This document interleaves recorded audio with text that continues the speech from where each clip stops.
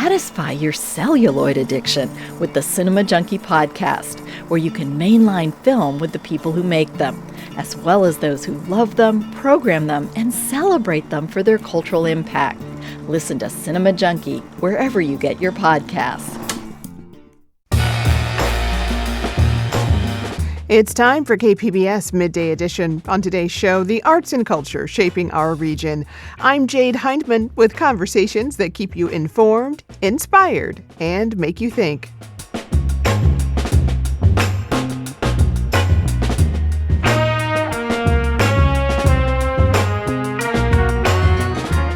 The work of a coin artist gets minted in honor of America's 250th.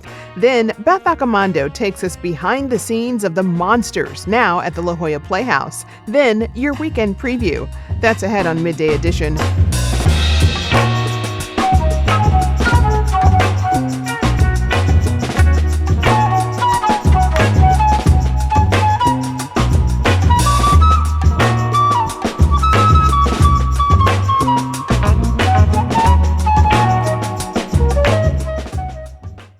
So choosing to be an artist as your life's work can be challenging and often unpredictable. For San Marcos artist and illustrator Chris Polentz, it's really the only job he's ever known. And now his work is gaining new attention after his designs were included on coins from the U.S. Mint, including one honoring America's 250th anniversary. And Chris Polentz joins me now, coins in hand, to talk more about his work. Chris, welcome to Midday Edition. Thank you, Jade. So listen, you've got your coins here on the table, and for our listeners, they can't see the beautiful, shiny coins that I'm looking at. Can you describe them?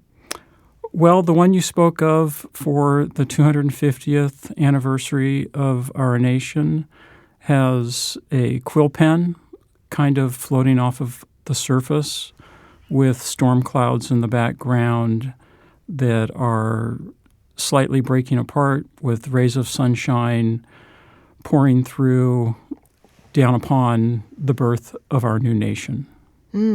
And so what's the idea behind the image on the coin?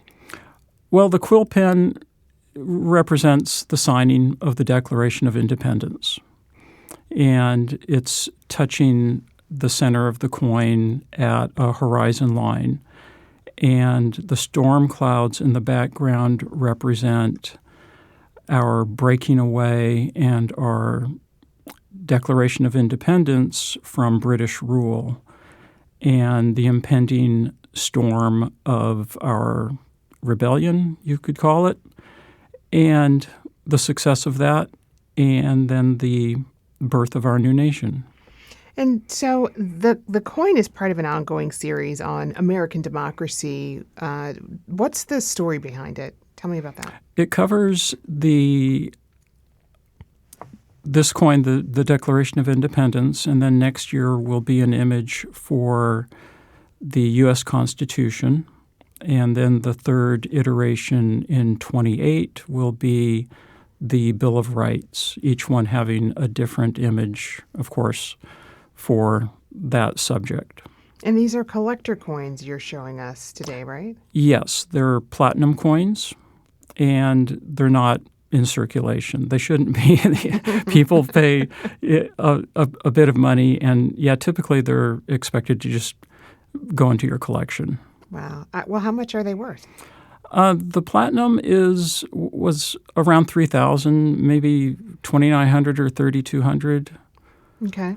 Yeah. And I mean, it says $100 on there. Yep, it's worth $100. I don't know if it'll fit in a vending machine. But. Right. Well, they're absolutely beautiful. What elements are needed to make a coin image work well? I mean, your images, I will say on the coins, it's almost like there's movement to them when you look at them and the way that the light hits it and reflects it. So what do you need to make a coin image work? Thank you for that. You could probably put almost any image on a coin in platinum or gold, and it would be beautiful.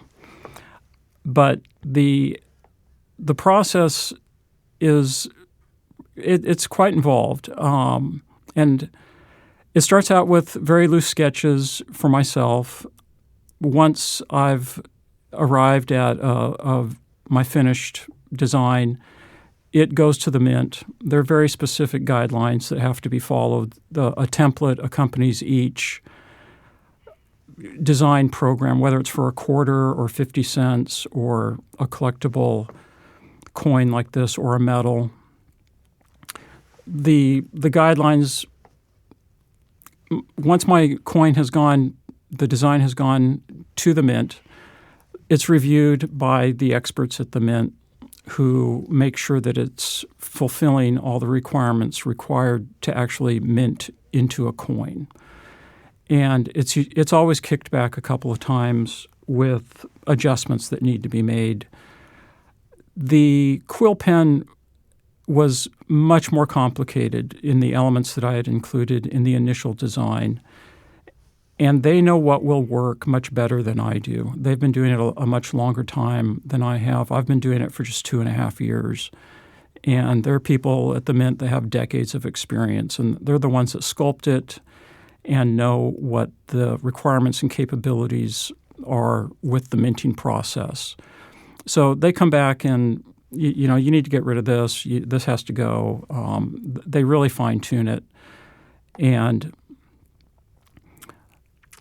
once that's been done, then the whole portfolio of coins, and in this case with the Declaration of Independence, there were about 20 different designers working on their own designs for that program. That's interesting. That's a lot of folks. I mean, I know you went into this obviously hoping that your coin would be selected. What was your expectation level here? I mean, because this is twice.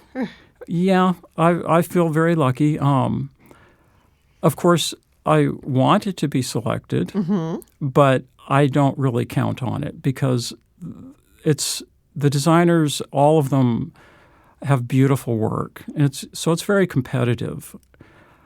And after the Mint has it all ready to go and the portfolio is all coinable, so let's say there's 20 images. Then it has to go through 2 separate committees that review the entire portfolio. And each committee makes their recommendation for what their preference is. And then that entire portfolio moves on to the Secretary of the Treasury. And then the Secretary of the Treasury can choose anything from the portfolio. They usually go with what the committees recommend. So there are many steps in the selection process. Yeah. Well, I mean, congratulations for making it. I mean, I want to talk about your first coin, though, because you designed it. This is the 2025 American Liberty High Relief Gold coin. On one side of the coin is a sunflower and a bee. And can you explain the significance of that and the story you're telling in that image? I thought the sunflower was a strong representation of America, the farmland, the sun-bursting, beautiful, bright yellow-orange of a sunflower. Sunshine, it represents hope, growth, prosperity. And then the honeybee, there's a relationship between the honeybee and the sunflower. They depend on each other for survival. And much like our nation depends on the people, the democracy, our government to work together to the benefit of all. That's a beautiful thing. This coin is up for a pretty big award, right? Yes, it's the Coin of the Year award, and it's a global contest where all nations, all banks, all mints from all over the world submit their best designs to a new numismatic committee. And the sunflower coin, that image, is in the top 100. Wow. Well, maybe the top 10. I don't want exaggerated. I've read about it, and I'm still trying to figure out how they categorize these things. But it's in the top 100, definitely. Okay, don't sell yourself short on this here. Well, I don't want to make quotes that are inaccurate when people, because there are people, collectors who are really into this, and they'll say, no, that was wrong. Oh my gosh. Well, either way, we'll be rooting for you because Thank you. That's pretty exciting. How are you reflecting on getting that type of recognition? It's things like today, being invited to be a guest on KPBS, which makes it more real. The coin it's been a thrill, and I still am trying to believe that I've been so lucky to have my design selected. It's the culmination of a 40-year career. But really the fun is I had the mayor of San Marcos call me and congratulate me, and I've been invited here and other things have happened. And really, I'm still doing the same thing I've been doing all my life. It's just now I'm getting a lot of attention. And it's a fun ride. It's great. I'll bet. Well, I mean, you mentioned you've been at this for 40 years, and you started your career in Los Angeles before coming to the San Diego area. Yes. How has working in San Diego shaped you as an artist, and really what drew you to this work?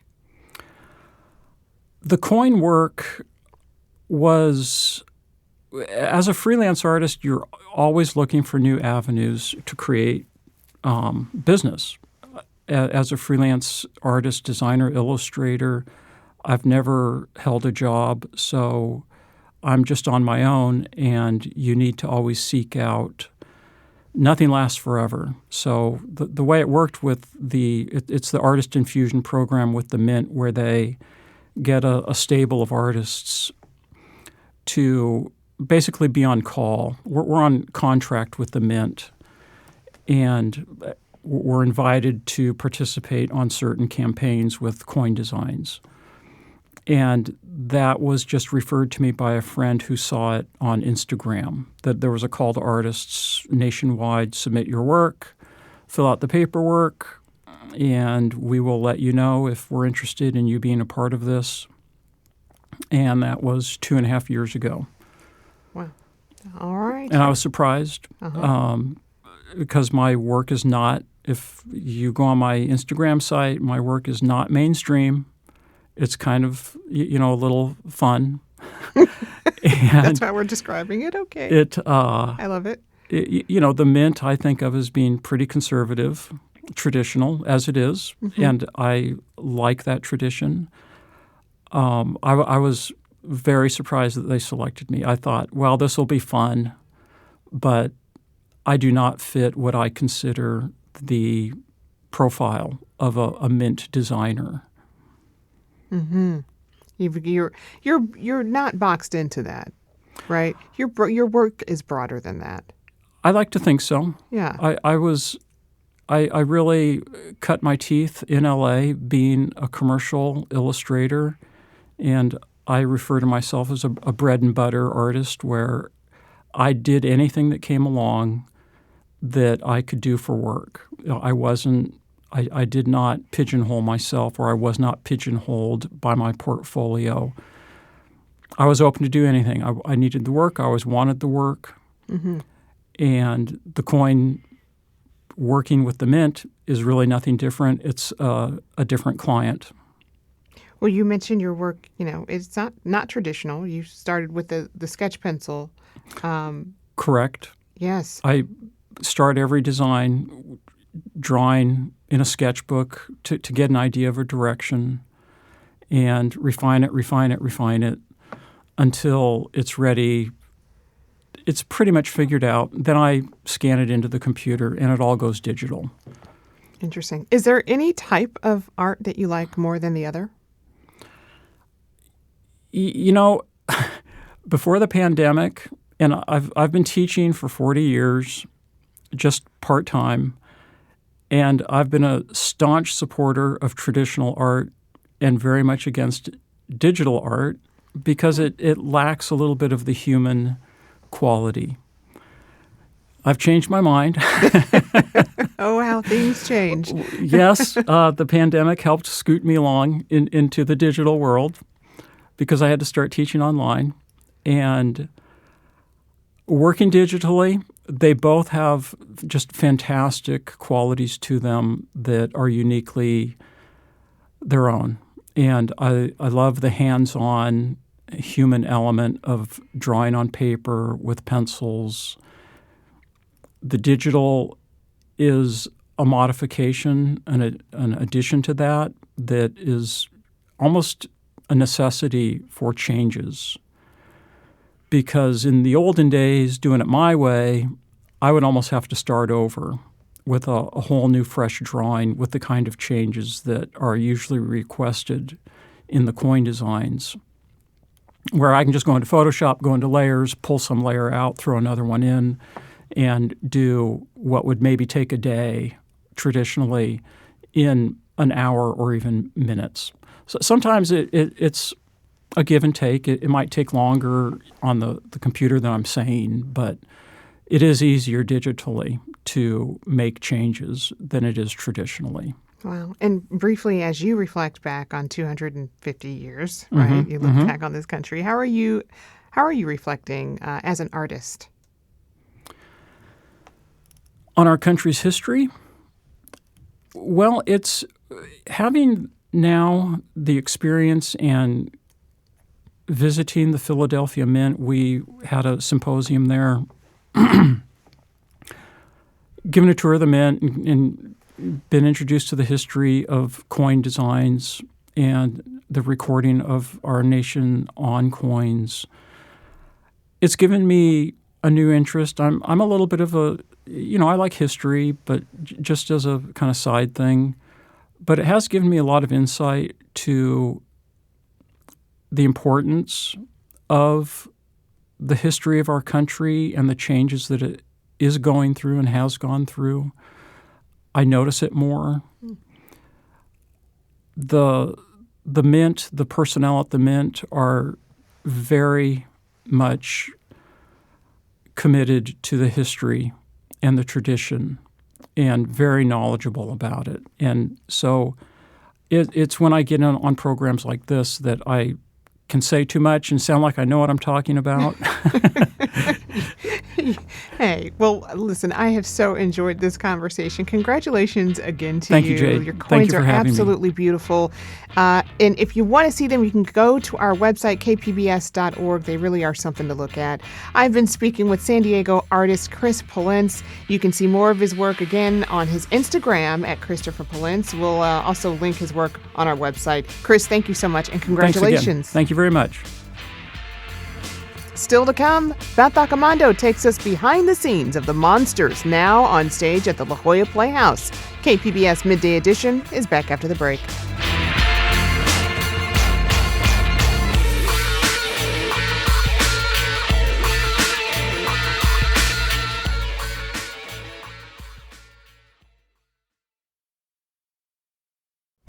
On the Finest podcast, we cover the people, art, and movements redefining culture in San Diego, from Blink-182 to scrappy local bands.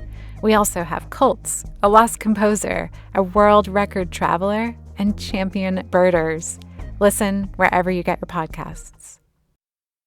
Welcome back. You're listening to KPBS Midday Edition. I'm Jade Hindman. Fight, cry, and forgive. If you grew up with siblings, that might seem like a familiar cycle. But what happens when you throw mixed martial arts or MMA into the mix? Well, that's the focus of the play The Monsters, which is currently running at La Jolla Playhouse's Mandel Weiss Forum. It's by playwright and actress Ngozi Anyanwu, and the fun fact is, she actually got her MFA from UC San Diego. KPBS arts reporter Beth Accomando went down to the Playhouse to discuss the play with Ngozi ahead of previews. Take a listen. So to begin with, tell people a little bit about what the story is. Sure. The story essentially is a reconciliation story between siblings, an older brother and a younger sister. An older brother who is an aged fighter who should be on his way out, who is thrust upon the task of being a big brother again when his sister shows up in her adult life on his doorstep, and hijinks and drama and fighting and loving each other ensue.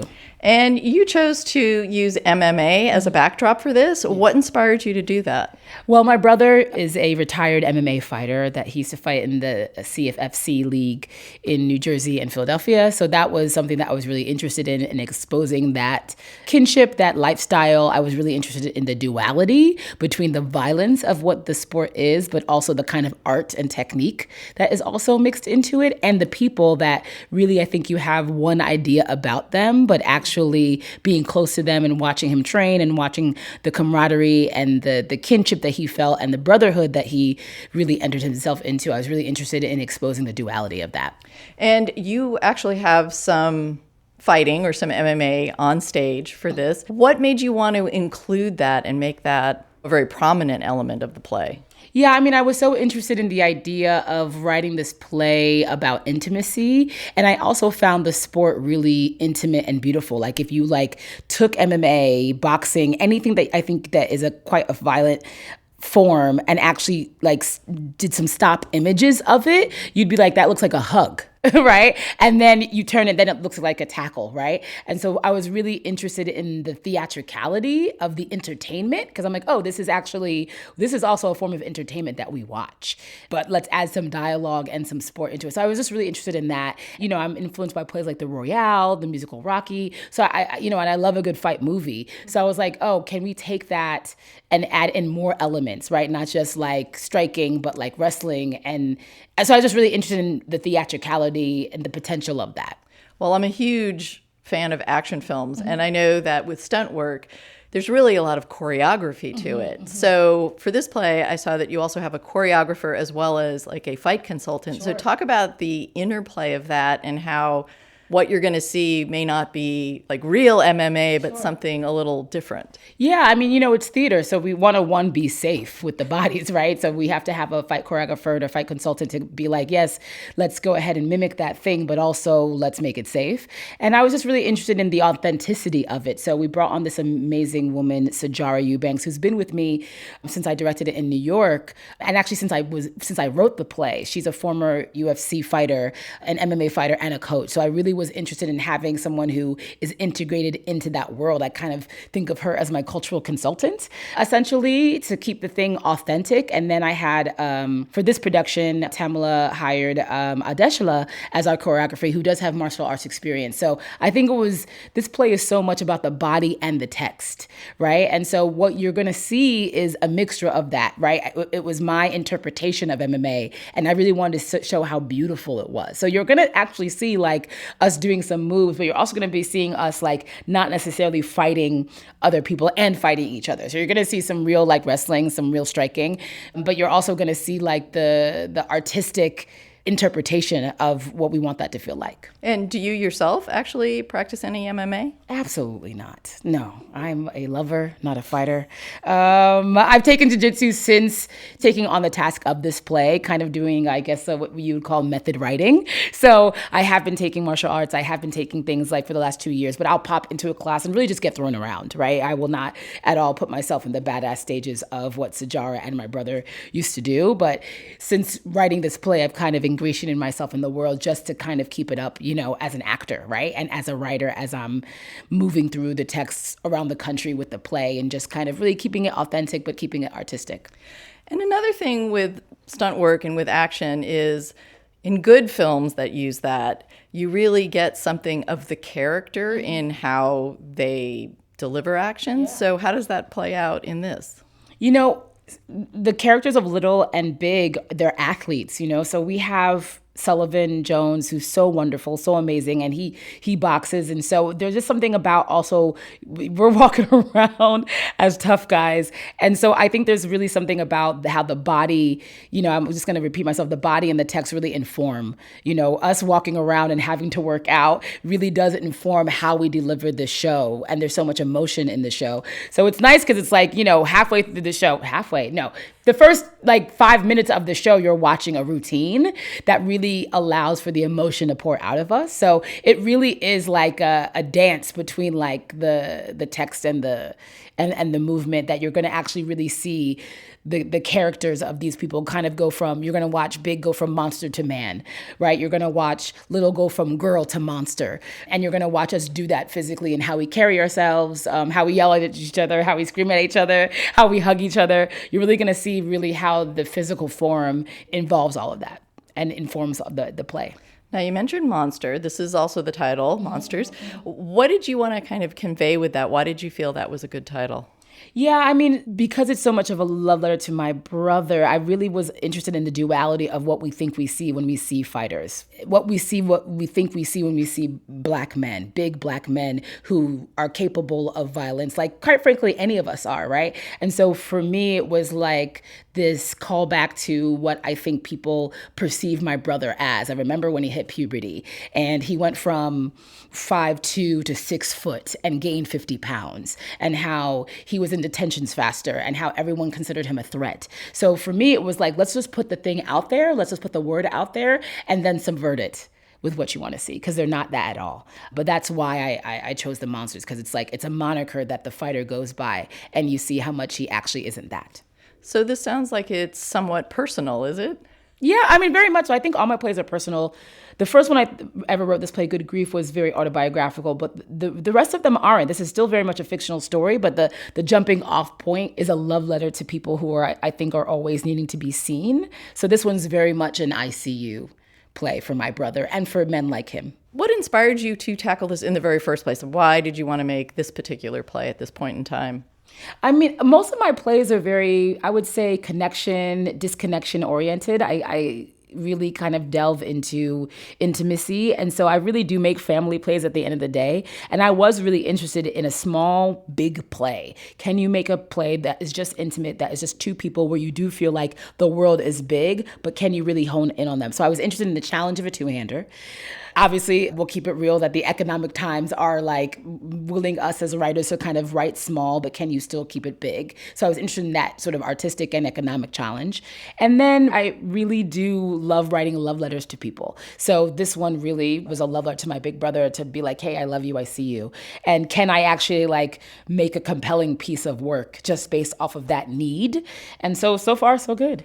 So you said you wanted to see the challenges of doing a two-hander. What did you feel you learned, or what did you explore by doing this? What we really explored was the theatricality of the movement and the intimacy, and can we keep that all going? Can you keep an audience engaged with just these two people? Can you actually infuse other characters that they fight where you don't actually see them? Is the audience still going to be enthralled? Are they going to be bored? Are they going to be asking too many questions? Or are we just going to trust them to use their imaginations? There's a lot of imagination work that we ask the audience to do from the jump of the play. And so far, as someone who sat in the audience as just the director, so far they're in it. And now that I'm stepping into it as an actor, we've gotten really warm reception. So far, so good. I think challenge has been accepted. Challenge has been liked thus far. We'll see what La Jolla thinks. So how is it wearing all those hats? People are like, how do you balance those plates? I'm like, yeah, some of them break. You just got to be at peace with it. Now here the challenge has been, after having directed it, Tamla Woodard has directed this really wonderful production. So a lot of it is releasing of the ego. Let's let this be her production. And I do a good job of that. And then sometimes I do not do a good job of that. So for me, it's really been figuring out how to just kind of release control and just let the play kind of just speak through me. And how did you get into playwriting? Why did you feel like this was the avenue that you wanted to express yourself? I always wrote a little bit. I always feel like a lot of playwrights come from being bad poets, and I was a very bad poet. But I always performed, and so I really loved poetry, and I always wrote little scenes and monologues here and there in undergrad. I actually went to grad school here in La Jolla at UCSD, and I wrote my first play don't know what got into me, but wrote my first play my third year of grad school, and was really encouraged probably by going to school with other playwriting majors, scenic designers, ensemble members. And it was pretty clear to me, even being in New York for 6 or 7 years before going to grad school, that you were going to have to kind of make a place for yourself. And I did like writing. So as there were plays that I really wanted to aspire to be in, having tackled acting first, I was like, well, I don't know if I'm going to get into that play because it's quite competitive. So it was like the practical thing of like, all right, well, if I want to act, I should probably write something until someone puts me in something. And then people happen to have liked the writing. So the writing kind of took off and allowed for me to perform. So a lot of it was a channel for me to perform. And then I found out that I had more things to say as a writer. So the writing kept coming. And how's your experience been so far here at La Jolla Playhouse? I mean, I've only been back for 10 seconds, but it's been lovely. I'm like, oh, they're treating me like a queen here. I'm like, my itinerary is full. I got to go talk to the alumni. I'm now a esteemed alumni, which is awkward because I feel too young for that. But so far, so good. It's been really great being home. Have you interacted yet with the alumni? Because I'm wondering what it's like coming back and talking to students. Apparently, I have a whole hour and a half to 2 hours with them next Monday. I've reluctantly been placed in a mentorship place for the last few years. So I very much feel welcomed to talk to the students, but I haven't done so. They're quite shy, actually. I feel as though I'm going to have to be a little bit more like, hey, how you doing? They're all very, very respectful. And I was not that respectful when I was an alumni. I'm like, hey, talk to me. Come talk to me. Hey, give us advice. What's happening over there? So I got to be a little bit more aggressive with this generation, I think.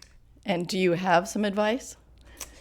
Do I have some advice? Run! No. I would say that my advice really would be to create, to take this thing into your own hands, that you are the creator of your future. Don't rely on anyone to pick you. We are in this really weird, scary time with all the technology that is given to us, but actually there's so much advantage that you can take out of that. Don't wait for anybody because no one's waiting for you. And that might feel really scary, but actually it's very, very liberating.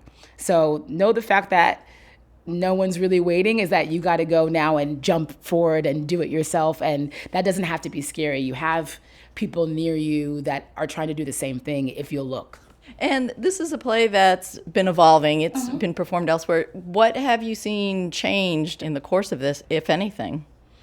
I mean, it's interesting. This production is actually much quicker, much faster. My production was a little bit more ritualistic, and it was in a tinier theater. I think the thing that I'm learning is that the play holds, right? Even if it's not my idea of something, the play actually, the text holds and the thing holds. And if an audience member wants to come and get moved, they can in either production. And so it'll be interesting. I'm tagging along for the Dallas production. I'm not going to be acting in that or directing that. I'm just going to pop in and see what they made. I have an apprentice/mentee who is directing a small production in Maine.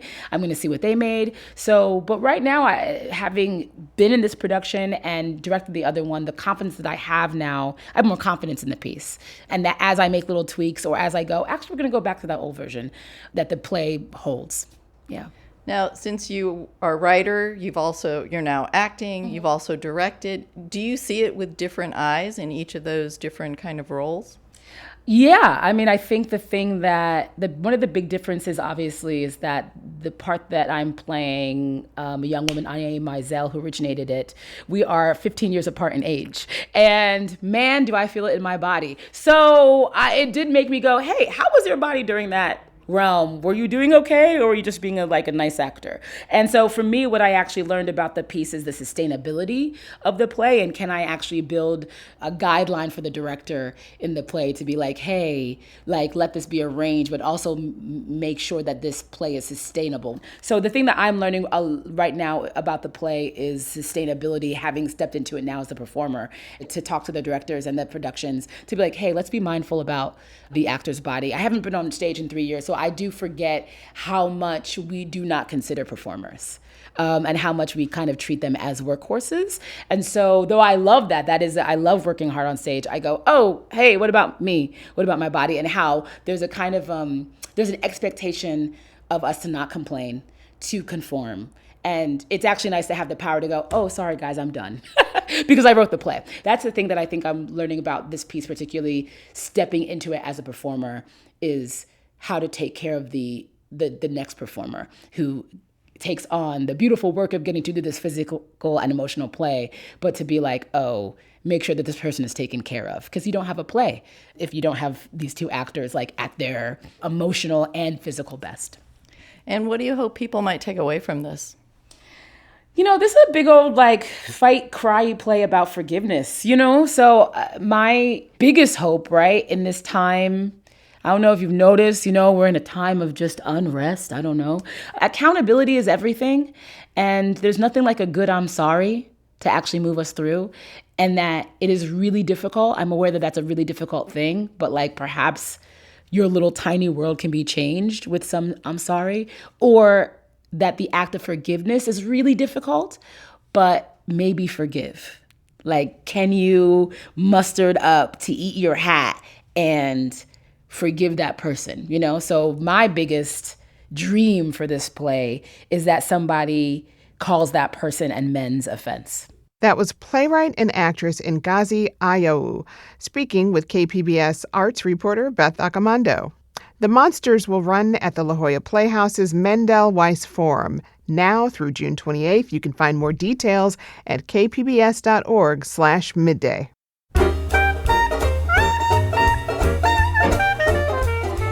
And when KPBS Midday Edition returns, Julia Dixon Evans joins us with a look at your weekend preview. We'll be right back.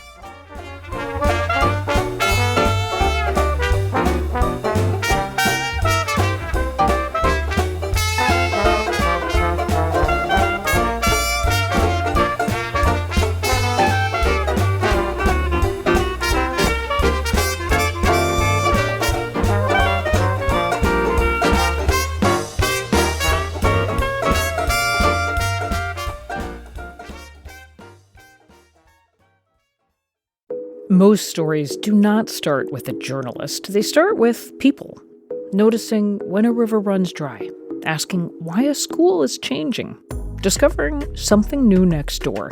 Curiosity is human. Your right to keep asking questions is at the heart of NPR's mission, and we are not going anywhere.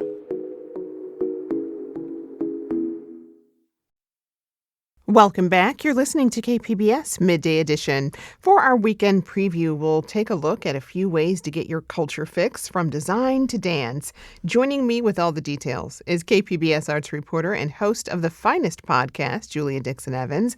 Julia, welcome. Hey, Jade. Thanks for having me. Always good to have you here. In visual art, there's a design market happening at the Museum of Contemporary Art San Diego called Expo. What can you tell us about it? Yeah, so they've been doing this for a couple years now. It's like this big, almost like a vendor fair to spotlight all the publishing, design, music, creativity of all kinds, like just that community in San Diego.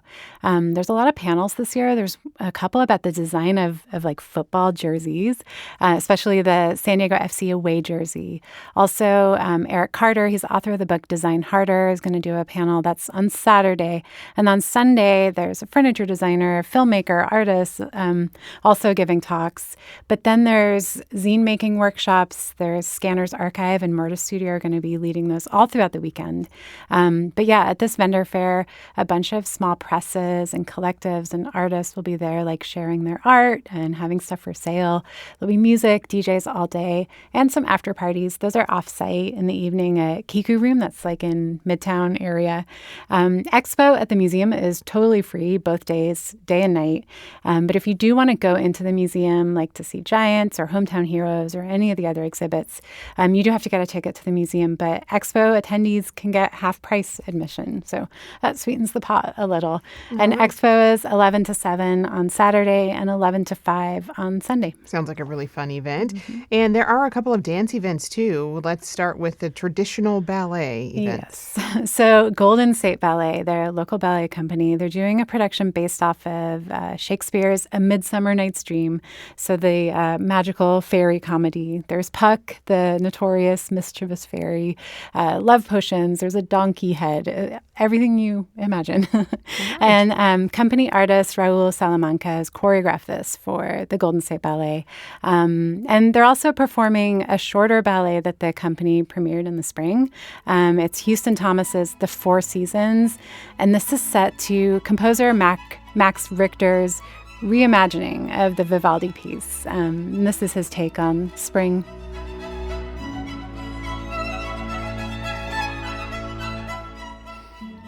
There are evening performances. This is Friday and Saturday, and then matinees Saturday and Sunday this weekend at Balboa Theater downtown. All right. I know that's not all going on. Mm-hmm. So also in dance, we have Disco Riot doing their annual Queer Movement Fest. It's already underway. It's going to run through the weekend. It spotlights local LGBTQ plus dancers, choreographers, movement artists, and kind of like the intersectionality, the themes throughout their work. They have performances, workshops, film screenings. And as far as the performances go, there are a couple highlights this weekend. They're both at the Malashok Black Box Studio Theater. That's in Liberty Station. They have a variety show on Friday night. And then kind of the culmination is their featured artist showcase. That's Saturday night. Wow. There's a new installation at the new Children's Museum. Tell us about Wood's Woman, Earthseed, and how people of all ages can check it out. Yeah, this is artist Saya Woolfalk, and it's this like immersive play-based installation like they do at the new Children's Museum. And this has giant sculptures, there's murals, projections, and it's inspired by like the science fiction, imagined futures, and then also nature. Like basically kids get to become California butterflies as they like move through and explore the space. They have these giant like acorn-like structures that you can climb in and go inside. Like I actually thought they were spaceships at first. And they weren't painted yet. So, but they're having a free all ages opening reception. So you can check it out. This is Friday from 6 to 9. And the artists will be there to discuss it. This is probably more for like the parents. But Ayanna Jameson, who's the founder of the Octavia E. Butler Legacy Network, they'll be talking about the work together. So it's going to be a really interesting conversation talking about like the way that play and children's literature can really like reimagine the way we think about the planet in the future. I love that. I love it. Also, in literature, there's a reading Friday night at Burn All Books, and I hear you're part of the lineup. Yes, but a tiny part. Okay. I'll be reading just a couple minutes of fiction. But yeah, this is from Peel Lit. It's a local literary journal and reading series. They launched in 2024. They're hosting a free reading, and it's also going to be an auction and a raffle to support Burn All Books. They're a local risograph press, store, and just like all-around gathering space. Other lead readers are locals, Kazim Ali, Jack Gems, and our very own poet laureate, Paola Capo Garcia.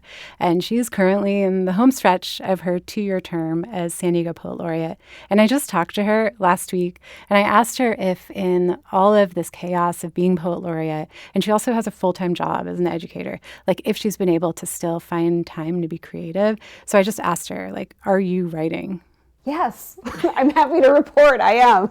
It was not necessarily the case a year ago. In this position, though, because I'm asked to write poetry about San Diego, which is really outside my comfort zone. Like I don't typically write place poems. I don't typically, write about a location. But it has pushed me to be in a space where I'm constantly producing work. And I can't promise that she's going to read like a place poem specifically, but it will be great to see her read. This is Friday night at Burn All Books in Normal Heights starting at 7. Oh, definitely something to see there. Finally, it's the North Park Music Fest this weekend. What can we expect there? Yeah, so this is all day Saturday. It's basically like a venue crawl with performances scattered throughout the neighborhood at like restaurants, cafes, and bars. And there's a lot of performances. There's 30 different bands. The way it works is you get a wristband, gets you into all the venues. Wristbands are $25 in advance or $35 the day of the festival. So go get them now. And they're even like open to the public venues that are free. You don't need a wristband for. And you can get a VIP pass. That gets you access to a VIP lounge, and there's an art exhibit there. Some of the artists on my radar, let's see, there's Lion Cut, which is probably everyone's favorite cat theme band. They're playing at Queen Bee's at 3:15. Yeah, Tiger, it's all right. Tigers in the night. That tiger's out of sight. All right. A cat band. What else is on your radar at the festival? Okay, so one of my favorite local acts is Jesus Gonzalez. I think about this song forever, all the time. Like, it's such a quiet song. It just gets under my skin. And this is actually an NPR Tiny Desk contest submission a couple years ago. Forever can never be measured. Forever has no hiding place. It's a very soothing vibe there, very otherworldly. Are there any artists performing at the free venues? Yeah, so St. Misty is playing at Playground Art and Coffee at 6 p.m. And this is St. Misty's latest single, Poison. I notice the longer I stare, have I become your newest obsession? Hands together, applause like a... And also the band Hantu is playing at 7 o'clock at Overload, the skate shop and shoe store on 30th. This is from their debut full length. It came out last fall. It's called The Arrival.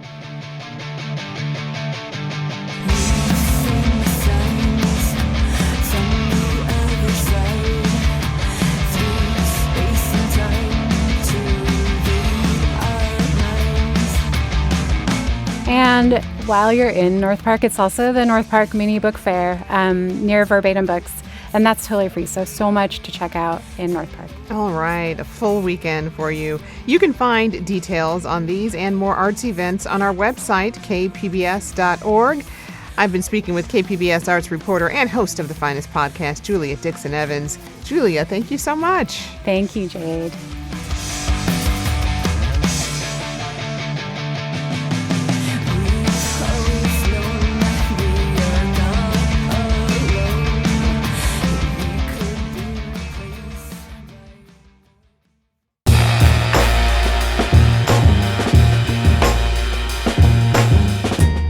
That's our show for today. I'm your host, Jade Hindman. Thanks for tuning in to Midday Edition. Be sure to have a great day on purpose, everyone.